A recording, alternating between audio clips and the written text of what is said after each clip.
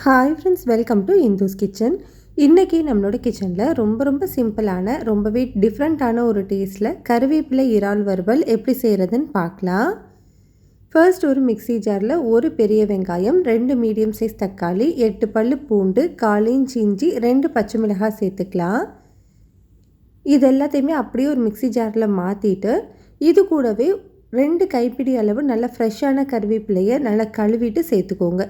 இது கூட 1/4 கப் அளவு தயிர், கூடவே இதுக்கு தேவையான அளவு உப்பு, ஒரு 3/4 டீஸ்பூன் கல்லுப்பு சேர்த்துட்டு தண்ணி எதுவுமே சேர்க்காமல் நல்லா ஸ்மூத்தாக அரைச்சி எடுத்துக்கோங்க. பாருங்கள், இந்த அளவுக்கு அரைச்சிருக்கணும். இது தனியாக இருக்கட்டும்.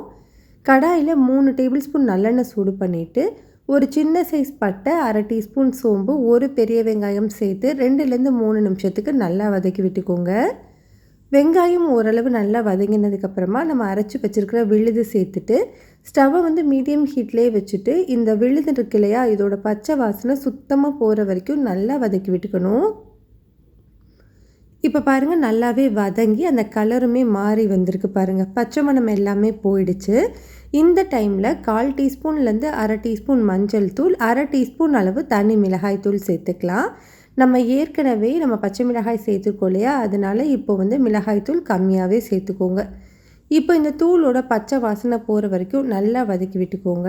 பச்சை வாசனை போனதுக்கப்புறமா 1/2 கிலோ அளவு க்ளீன் பண்ண ப்ரான் சேர்த்துக்கலாம்.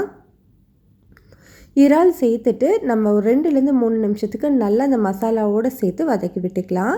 எக்ஸ்ட்ராவாக தண்ணி எதுவுமே சேர்க்கக்கூடாது.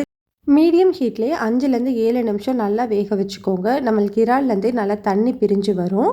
பாருங்கள், நம்மளுக்கு இறால்லேருந்து தண்ணி நல்லாவே பிரிஞ்சு வந்திருக்கு. நல்லா மிக்ஸ் பண்ணி விட்டுட்டு திரும்பவும் ஒரு 5 நிமிஷம் மட்டும் வேக வச்சுக்கலாம். 5 நிமிஷத்துக்கு அப்புறமா பாருங்கள், நம்மளுக்கு அந்த மசாலா நல்லாவே திக்காக இருக்குது. எண்ணெய் எல்லாமே பிரிஞ்சு வர ஆரம்பிச்சிருச்சு பாருங்கள்.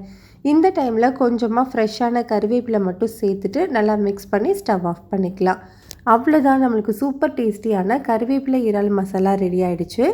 இது நம்மளுக்கு சப்பாத்தி, பூரி, சாதம் கூட டேஸ்ட்டு சூப்பராக இருக்கும். கட்டாயம் ட்ரை பண்ணி பாருங்கள். ரெசிபி பிடிச்சிருந்தால் லைக், ஷேர், சப்ஸ்கிரைப் பண்ணிக்கோங்க.